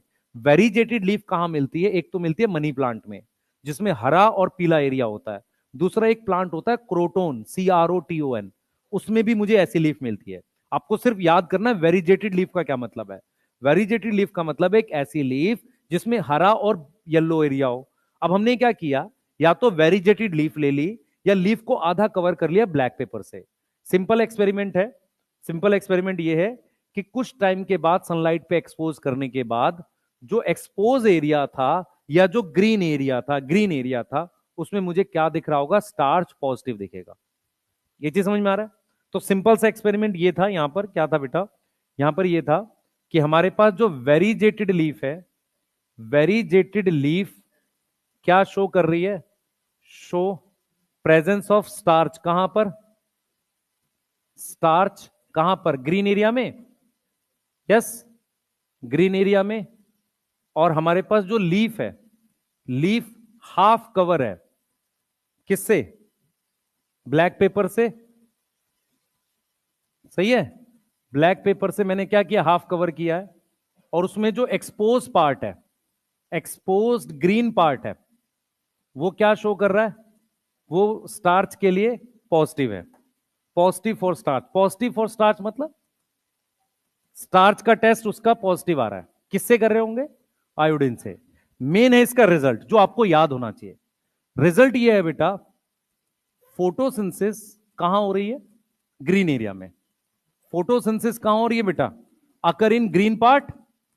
यस, किस पार्ट में हो रही है, ग्रीन पार्ट में। किसमें, इन सनलाइट। ये बात में कोई डाउट है किसी को, ये बात में डाउट है, बोलो, इस बात में डाउट है। ठीक है, तो आपको ये समझना पड़ेगा कि फोटोसिंथेसिस हो रही है किसमें, ग्रीन पार्ट में। किसमें, सनलाइट में। सही है। तो सनलाइट में ये सनलाइट पड़ रही है, सनलाइट पड़ रही है। तो फोटोसिंथेसिस हमारे पास कौन से पार्ट में हो रही है, यहां पे, यहां पे। यहां पे स्टार्च क्या होगा, प्रेजेंस होगा। यस, और यहां पर स्टार्च प्रेजेंट होगा। ये वाली बात समझ में आ गई। ये मेन आपका रिजल्ट है बस। ये पहला एक्सपेरिमेंट है। ठीक है, इस एक्सपेरिमेंट को बोलते हैं वेरीजेटेड लीफ बोलते हैं। सही है, जिसमें हमने क्या किया, या तो लीफ को आधा कवर कर लो ब्लैक पेपर से, या लीफ ले लो जो हरी और पीली हो। ठीक है, ये वाली लीफ कौन सी है, ये वाली, ये वेरीजेटेड लीफ है। कौन सी लीफ है, वेरीजेटेड लीफ। कोई डाउट है किसी को, कोई डाउट। आसान सा है। इसका मेन क्या याद करोगे, रिजल्ट। ये टेस्ट किस पर बेस्ड है, स्टार्च और ऑक्सीजन, स्टार्च बेस्ड है। क्लियर है, बोलो। ठीक है, नोट करिए जल्दी से, जल्दी नोट करेंगे,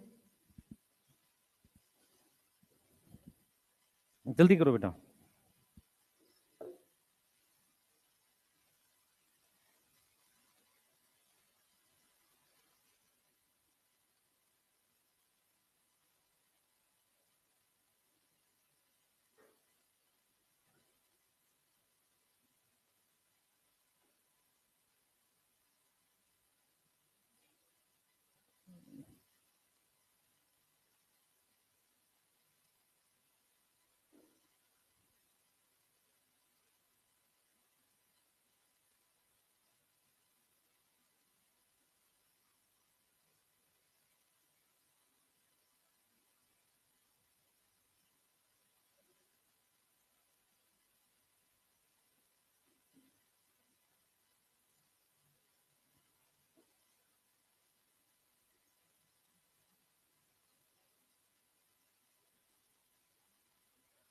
हो गया बेटा, लिख लिया?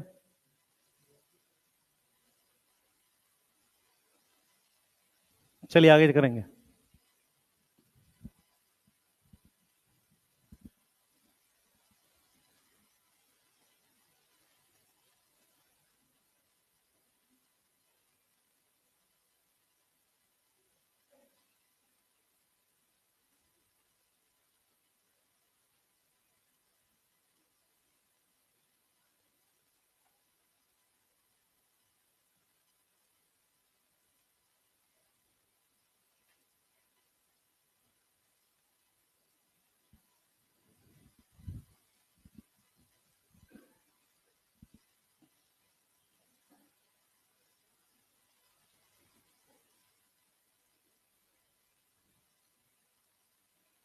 चलो आओ,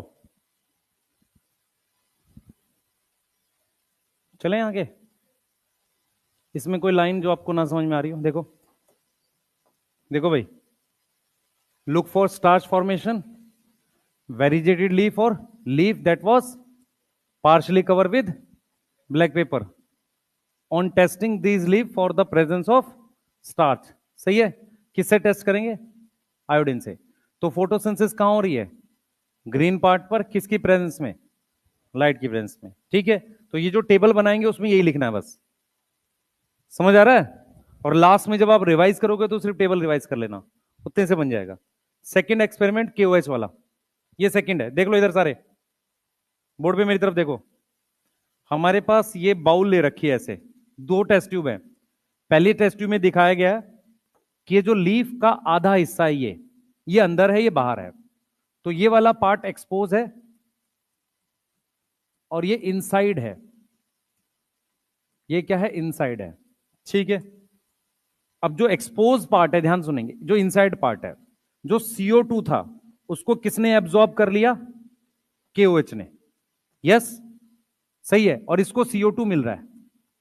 तो कौन सा पार्ट हमारे पास स्टार्च के लिए पॉजिटिव आएगा? ये शो करेगा क्या? Presence of starch. यस, ये क्या शो करेगा? प्रेजेंस ऑफ स्टार्च शो करेगा। कौन सा पार्ट एक्सपोज? तो आपको सिंपल बात ये लिखनी है कि हमारे पास पार्ट ऑफ लीफ इनसाइड, क्या? Inside test tube. क्या टेस्ट होगा? Test negative for starch. क्यों? क्योंकि CO2 किसने एब्जॉर्ब कर ली? CO2 is absorb by KOH। यहां तक कोई डाउट है? सही है। और जो एक्सपोज पार्ट है, जो क्या है? एक्सपोज पार्ट है, ठीक है, वो क्या होगा? वो टेस्ट होगा क्या? Test positive. क्लियर है? वो क्या होगा? Test positive. यहां तक कोई डाउट है? बोलो। सही है, एक्सपोज पार्ट क्या होगा? Test positive for starch. अच्छा, इसका रिजल्ट क्या बनना चाहिए? रिजल्ट क्या, इसमें किसकी इंपॉर्टेंस पता चल रही है? CO2 की। तो रिजल्ट क्या है? CO2 is important for photosynthesis. Yes, clear है? लाइट में फोटोसिंथेसिस के लिए क्या जरूरी है? CO2। KOH याद रखना बस। पिछले वाले में क्या प्रूफ किया था? कौन सा एरिया इंपॉर्टेंट है? Green area. इसमें क्या प्रूफ कर रहे हैं? CO2 इंपॉर्टेंट है। मैं फिर रिपीट कर रहा हूं, एक्सपेरिमेंट के स्टेप से ज्यादा इंपॉर्टेंट उसके रिजल्ट्स हैं। सिर्फ सिर्फ रिजल्ट्स पे क्वेश्चन आएंगे और कुछ नहीं। दो तरह के क्वेश्चन बनेगा, या तो स्टेटमेंट या मैच द फॉलोइंग। ठीक है, लिखना नहीं है बेटा, लिखा हुआ है तो पढ़ो। तो से एनसीईआरटी पढ़ो ना, वो एनसीईआरटी में तो, हाँ एनसीईआरटी पढ़ो आप लोग, जिनके पास लिखा हुआ एनसीईआरटी पढ़ो।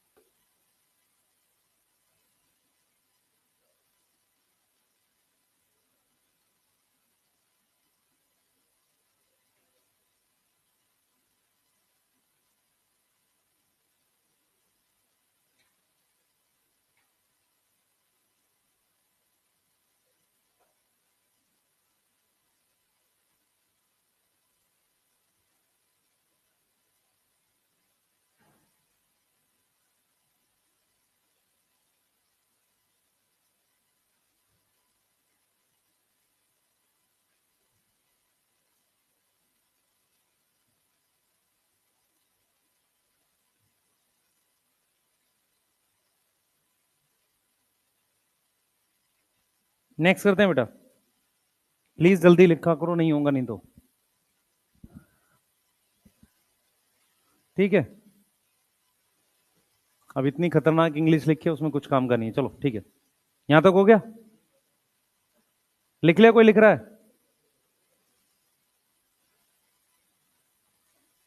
बेटा इसने कहा ये दो एक्सपेरिमेंट किस में पढ़ाए थे हमने? क्लास 10वीं में, कक्षा 10वीं में एक्टिविटीज थी वहां कराए थे। एक बॉक्स में एक्टिविटीज दे रखी थी। अब आ जाओ, प्रिस्ली एक्सपेरिमेंट पढ़ रहे हैं। अब इसमें आप चाहो तो देख लिख लो, कॉटन थी, उसमें क्यूएस था, है ना, वाइल द अदर है half is expose to air. तो सेटअप को कहां रखा? लाइट में। तो प्रेजेंस ऑफ स्टार्च कहां दिखी? टू पार्ट्स में चेक किया, तो एक्सपोज पार्ट में मुझे क्या दिखा? टेस्ट इज पॉजिटिव, सही है। तो ये है result, CO2 was required for photosynthesis. ये समझ में आ गया? ये मेन पॉइंट है इसका। आओ प्रिस्ली का एक्सपेरिमेंट देखो भाई। पहली चीज और, प्रिस्ली के एक्सपेरिमेंट में आपको ये याद करना है कि कब एक्सपेरिमेंट के कब किए गए। तो एनसीईआरटी ने लिखा है कि 1770 के आसपास सीरीज ऑफ एक्सपेरिमेंट है। ठीक है, ऑक्सीजन की डिस्कवरी हमने याद रखनी है पर उसका ईयर याद नहीं रखना। ठीक है, इन्होंने क्या डिस्कवर किया? Also discovered oxygen. इन्होंने क्या डिस्कवर किया? ऑक्सीजन डिस्कवर किया, पर हमें उसका ईयर याद नहीं करना। रीजन बताऊंगा क्यों। प्रिस्ली ने क्या किया, बोर्ड पे ध्यान दो बेटा। इस तरीके से एक ग्लास का जार है। ये ग्लास का जार कैसी शेप का है? बेल शेप का। इसलिए इस एक्सपेरिमेंट को हम क्या बोलते हैं? Bell jar experiment. यस, समझ में आ रहा है? अब इसमें दो चीजें हैं, एक इसमें कैंडल है और एक इसमें माइस है। एनसीईआरटी कहती है कुछ टाइम के बाद, ध्यान से सुनना, कुछ टाइम के बाद हमारे पास माइस मर गया, कैंडल बुझ गई। ठीक है, और ये माइस है, तो माइस सफोकेट हो गया, सफोकेट हो गया, और कैंडल क्या हो गई? बुझ गई। यस, ऐसा कुछ टाइम के बाद हो गया। अब सुनना ध्यान से, ये पहला सेटअप था। दूसरे सेटअप में उन्होंने क्या किया? कैंडल ली दोबारा, माइस लिया, और एक प्लांट डाल दिया जिसका नाम है मिंट। अच्छा, मिंट प्लांट लेने का स्पेसिफिक रीजन होता है क्योंकि वो कम लाइट में भी फोटोसिंथेसिस कर सकता है। पुदीना जो होता है बेटा, आपने पता है, देखा होगा, शेड में उगाते हैं थोड़ा। यस, ठीक है। तो इसमें मेरे पास ये कैंडल है, जलती रही, माइस भी जिंदा रहा, ठीक है, और ये प्लांट तो जिंदा रहेगा ही। ठीक है, तो इसमें क्या हुआ बेटा, हमारे पास माइस अलाइव है और कैंडल जल रही है।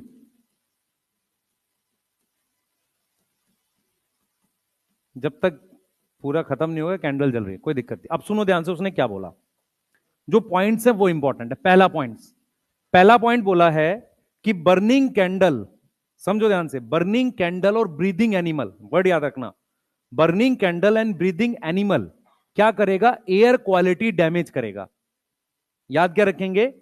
ब्रीदिंग एनिमल और बर्निंग कैंडल क्या खराब कर रहा है? Air quality. ये पहला पॉइंट हो गया। दूसरा पॉइंट उसने बोला कि mint plant can restore air quality, जो बर्निंग कैंडल और ब्रीदिंग एनिमल ने खराब करी थी। ये दो पॉइंट है। उन्होंने ये नहीं बताया कि वो एयर ऑक्सीजन है, ये नहीं बताया। ऑक्सीजन डिस्कवर करी वो अलग एक्सपेरिमेंट है, वो केमिस्ट्री का है। मेरी बात समझो, उन्होंने ये नहीं बताया कि ऑक्सीजन एयर जो कौन बना रहा है? Mint plant. ये चीज समझ में आ रही है? तो उन्होंने बिल्कुल क्लियर बोला, उन्होंने बोला कि burning candle and breathing animal क्या कर रहा है? हां, डैमेज कर रहा है। क्या damage? Air quality. Air quality को डैमेज कर रहा है। बर्निंग कैंडल और ब्रीदिंग एनिमल क्या कर रहा है? एयर क्वालिटी को क्या कर रहा है बेटा? डैमेज कर रहा है। दूसरा क्या है? मिंट प्लांट क्या कर रहा है? Mint plant can restore air quality, जो किसने खराब कर दी थी? Destroyed by burning candle. Yes, burning candle and breathing animal. अब जो मैं बोलने जा रहा हूं उसको ध्यान से सुनेंगे सारे बच्चे। आपके एनसीईआरटी ने इसके नीचे एक बात लिखी है, सुनो ध्यान से, बैठ जा भाई जल्दी से। आपके एनसीईआरटी ने इसके नीचे एक बात लिखी है कि जब ये मर जाए ना, उसके बाद कैंडल को दोबारा जलाने की कोशिश भी करनी है कि कहीं कुछ एयर है तो नहीं। मेरी बात समझ में, या हो सकता है एयर वापसी ठीक हो गई हो। क्या हुआ है कि कैंडल बुझ गई है, माइस मर गया है, तो उसने बोला है कि हम दोबारा से चेक करेंगे, रीकिंडल करेंगे। रीकिंडल मतलब दोबारा जलाना। हम रीकिंडल करना चाहते हैं कैंडल को दोबारा यहां पे, बिना सेटअप छुए। सेटअप मतलब इस सेटअप को छुए बिना दोबारा जलाना चाहते हैं। हम ये देखना चाहते हैं कि क्या सच में सिर्फ ये खराब कर रहा था, जैसे हो सकता है मान लो माइस खराब कर रहा हो, कैंडल ठीक कर रही हो, है ना, बाद में क्या हो कि माइस मर गया हो तो ठीक हो गई यार, कुछ ऐसा चाह रहे थे हम। तो हम क्या दोबारा जलाना चाहते हैं, तो दोबारा जलाने के लिए उसका एक ही तरीका है, वो आप लेंस लेकर ना, लेंस मैग्निफाइड जो लेंस होता है उससे आप करके कैंडल जलाने की कोशिश कर सकते हो। पर ये क्वेश्चन आएगा नहीं, मैं सिर्फ ये कह रहा हूं, वो लाइन को एक्सप्लेन कर रहा हूं जो लिखी है एनसीईआरटी में। एनसीईआरटी ने ये लाइन लिखी हुई है, मैं आपको दिखाता हूं। एनसीईआरटी ने ये जो लाइन लिखी हुई है ना, पढ़ो। Can you imagine how Priestley would have conducted the experiment using a candle and a plant? Remember, he would need to rekindle the candle to test whether it burns after a few days. मेरी बात समझ में आ रही है? कह रहा है कि मतलब चेक कर सकते हैं वो एक बार। क्लियर है? अब ये कह रहा है हाउ मेनी डिफरेंट वेज आप कैंडल जला सकते हो। अब ये कोई सवाल तो है नहीं, कोई लॉजिक नहीं है। आपके लिए सबसे इंपॉर्टेंट ये लास्ट की दो लाइनें हैं, पर अपने दिमाग में ये बिठा लो, अपने दिमाग में ये बिठा लो कि एयर क्वालिटी कौन डैमेज कर रहा है? ब्रीदिंग एनिमल और बर्निंग कैंडल। कौन वापसी ठीक कर रहा है? Mint plant. सही है? ठीक है, ये दो लाइनें हैं काम की बस। सबसे पहले वाले में क्या इंपॉर्टेंट था? Green area. दूसरे में CO2। तीसरे में mint plant can restore air quality. सही है? ठीक है। और इसने कई एक्सपेरिमेंट किए, लिखा हुआ है सीरीज ऑफ एक्सपेरिमेंट। नोट करिए जल्दी से, फोर्थ एक्सपेरिमेंट पढ़ेंगे। जल्दी करो बेटा, फास्ट रहना।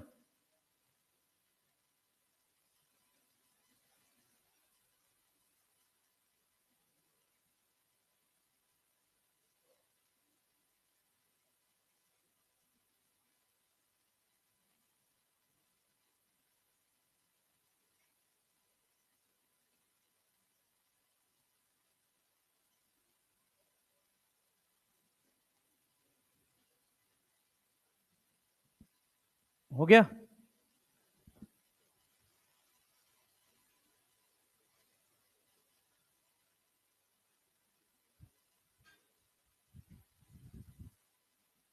लिख लो यार जल्दी,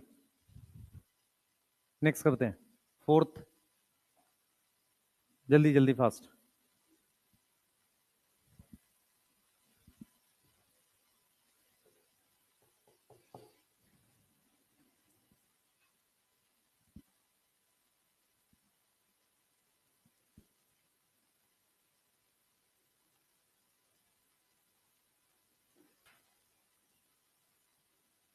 ये समझ में आ रहा है कि ऑक्सीजन बनाई होगी मिंट प्लांट ने, पर उस वक्त प्रिस्ली को पता नहीं था ये। ठीक है? और ये ईयर भी 18th सेंचुरी है, अभी ज्यादा कुछ पता नहीं है हमारे पास। ठीक है, देखिए नेक्स्ट। लिख लो यार जल्दी करो।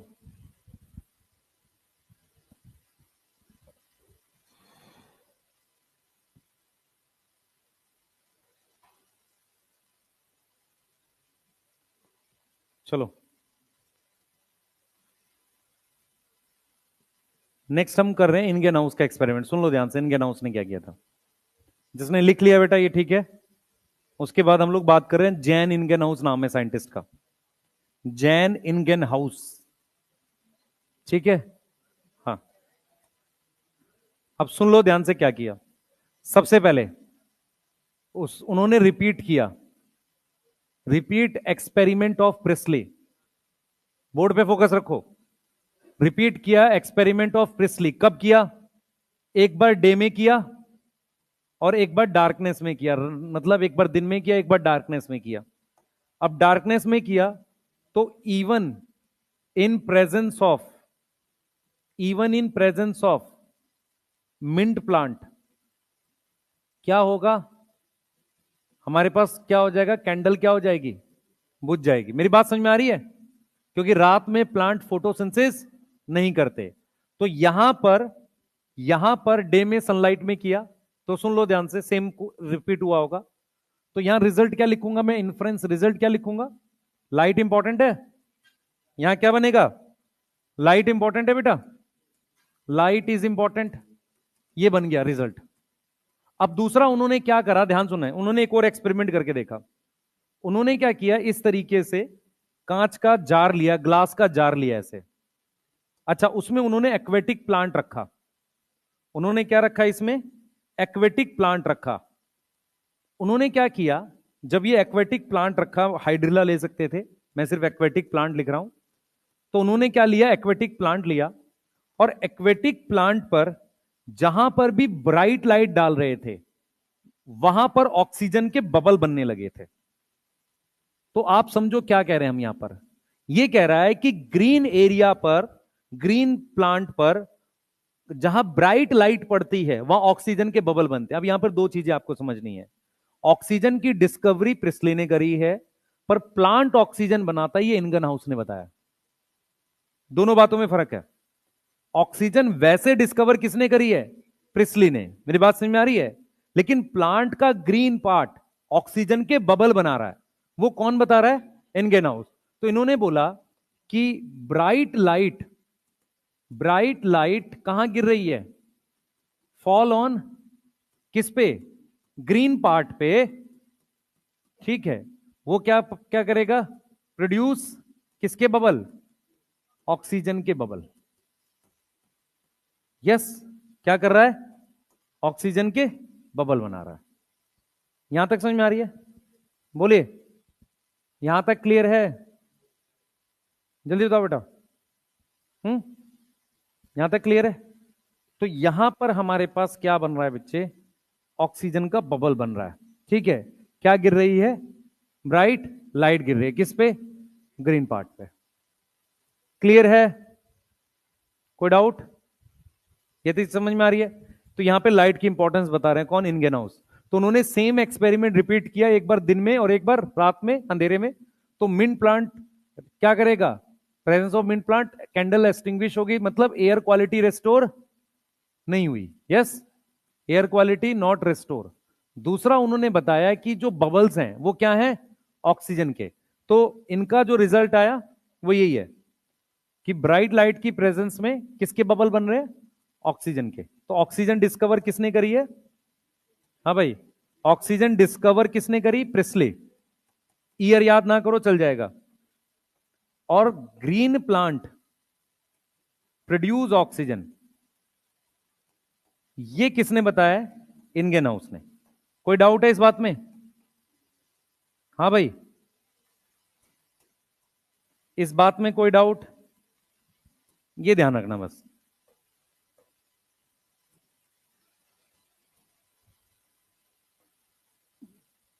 नोट करो जल्दी से। एलिगेंट मतलब अच्छा, स्मार्ट, बढ़िया, कुछ कोई मतलब नहीं उसका, है, है। असल में एनसीईआरटी कुछ भी करती है बेटा, वो इंग्लिश के ऐसे वर्ड लिखती है कई बार जिसका कोई मतलब नहीं बनता। कॉन्टेम्प्ररी, एग्जेम्पलरी, कैल्विन के लिए लिखता है, Calvin work is exemplary. Exemplary मतलब असाधारण, वो डायरेक्ट भी लिख सकता था उस बात को, ठीक है। एक्सेप्शनल भी लिख सकता था जो बच्चों को समझ आ जाए, पर वो लिखता है एग्जेम्पलरी। यस,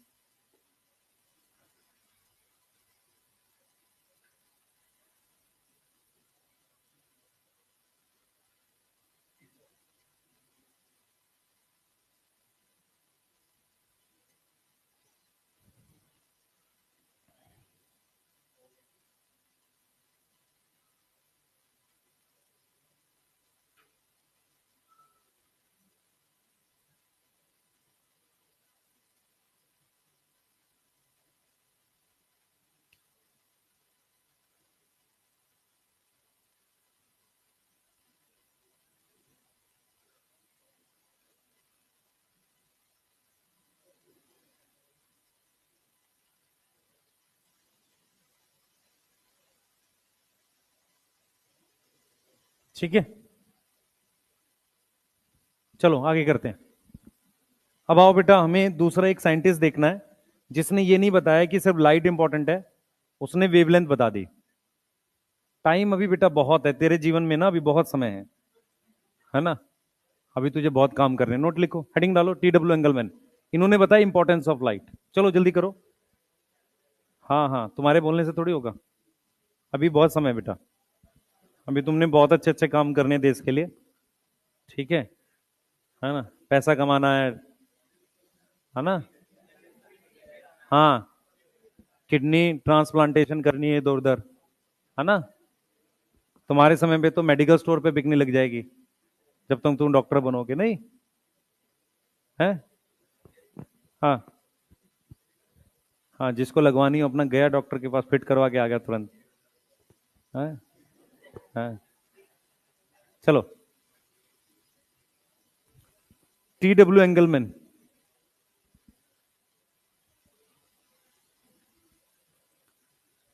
है ना। चलो देखते हैं बेटा, सुनो ध्यान से। सुनो सुनो भाई, सुन लो एक मिनट चुपचाप।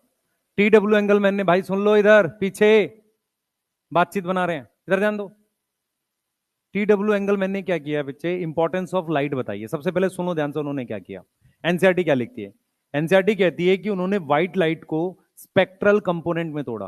बट इज स्पेक्ट्रल कंपोनेंट, अलग अलग वेवलेंथ, 7 वेवलेंथ में तोड़ा। दूसरा उन्होंने क्या किया हुआ है, एक एल्गी ले रखी है, क्लेडोफोरा। क्लेडोफोरा क्या है? एल्गी है जो ऑक्सीजन बनाएगी। जो ऑक्सीजन बनाता है उसे कहते हैं ऑक्सीजेनिक।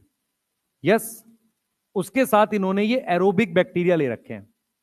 तो ये जो एरोबिक बैक्टीरिया है ना बेटा, ये एरोबिक बैक्टीरिया ले रखे हैं जो ब्लू रीजन में ज्यादा होने चाहिए। कहां ज्यादा होने चाहिए? ब्लू और रेड में।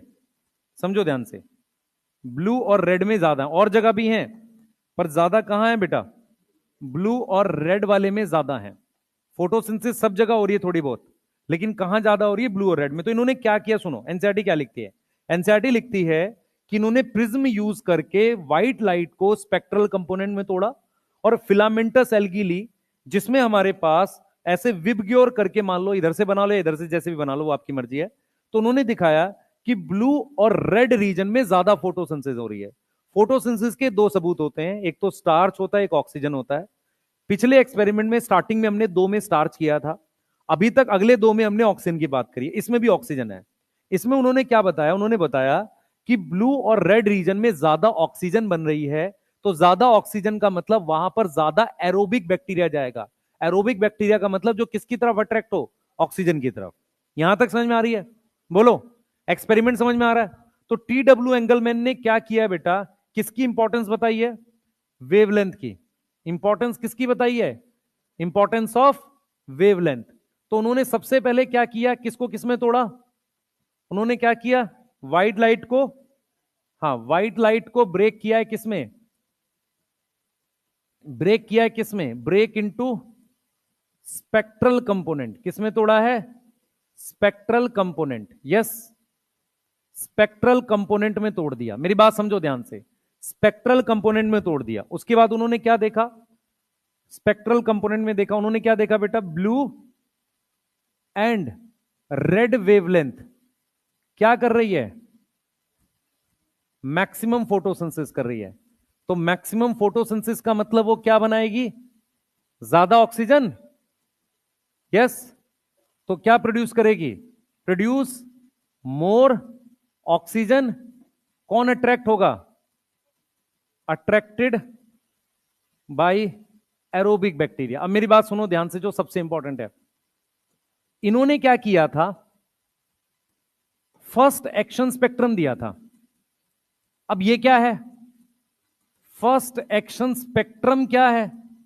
अब ये सुन लो सारे बच्चे, बोर्ड पे ध्यान दो सारे, कोई लिखेगा नहीं। ये ग्राफ है, ठीक है, ये ग्राफ है। सबसे पहले जब स्पेक्ट्रम का ग्राफ होगा तो किसी एक एक्सिस पर वेवलेंथ होगी। फोकस रखना इधर, इधर है वेवलेंथ, ठीक है। मैंने यहां पर लिख दिया मान लो विबग्योर। अब ध्यान से देखो, ग्राफ का नाम क्या है? Action spectrum. एक्शन का क्या मतलब होता है? वर्क। प्लांट क्या काम करता है? खाना बनाता है। प्लांट का क्या एक्शन है? खाना बनाना। तो उस वर्क को प्रोपोर्शनल कर देंगे किससे? ऑक्सीजन रिलीज से। मेरी बात समझ में आ रही है? तो एक्शन किसके प्रोपोर्शनल है? Amount of O2। बोलो भाई, जितनी ऑक्सीजन बन रही है उतना काम चल रहा है, ठीक है। तो यहां पर मैं क्या लिखूंगा? O2, ऑक्सीजन का अमाउंट इस एक्सिस पे लिखूंगा। अब मैंने इस ग्राफ से इससे क्या सीखा कि मेरे पास ये ग्राफ ऐसा आएगा, ब्लू और रेड पर ज्यादा ऑक्सीजन है। आपको समझ में आ रहा है भाई? यहां पे ज्यादा ऑक्सीजन कहां कहां पर है? ब्लू और रेड पर। ये क्लियर है? बोलो, ब्लू और रेड पर। तो इस ग्राफ को क्या नाम देंगे? Action spectrum. तो पहला एक्शन स्पेक्ट्रम किसने दिया था? TW एंगलमैन ने, फर्स्ट एक्शन स्पेक्ट्रम। इसका मतलब उन्होंने बताया कि कौन सी वेवलेंथ ज्यादा इफेक्टिव है। अब एनसीईआरटी ने इसके आगे एक लाइन और बढ़ा दी है। एनसीईआरटी ने कहा है कि चलो एक ग्राफ और बनाते हैं, ठीक है। उस ग्राफ का नाम रख देते हैं एब्जॉर्प्शन स्पेक्ट्रम। अब आपको इतनी नॉलेज से जो अभी जस्ट पढ़ी, स्पेक्ट्रम का मतलब यहां पर वेवलेंथ लिखोगे नीचे, यहां क्या लिखोगे? वेवलेंथ लिखोगे। यस, यहां क्या लिखोगे? वेवलेंथ लिखोगे। और यहां लिखोगे एब्जॉर्प्शन, कि कितनी एब्जॉर्ब हुई। अब मेरी बात सुनना ध्यान से। ये बॉटल है पानी का, मान लो इसमें पिगमेंट ले रखा है क्लोरोफिल ए। मैं इधर से लाइट डाल रहा हूं सारी वेवलेंथ, जो बाहर निकलेगी वो वही होगी जो एब्जॉर्ब नहीं होगी। अगर इस बॉटल में पिगमेंट है, मैं यहां से लाइट डालूं तो जो बाहर निकलेगा वो कौन सी होगी? जो एब्जॉर्ब नहीं हुई। समझ आ रहा है? जो एब्जॉर्ब होगी तो इसने वो एब्जॉर्ब कर ली। तो हमने ये देखा कि अगर मैं एक ग्राफ बनाता हूं क्लोरोफिल ए का, वो ग्राफ भी ऐसा आता है, और क्लोरोफिल बी का ग्राफ भी ऐसा आता है।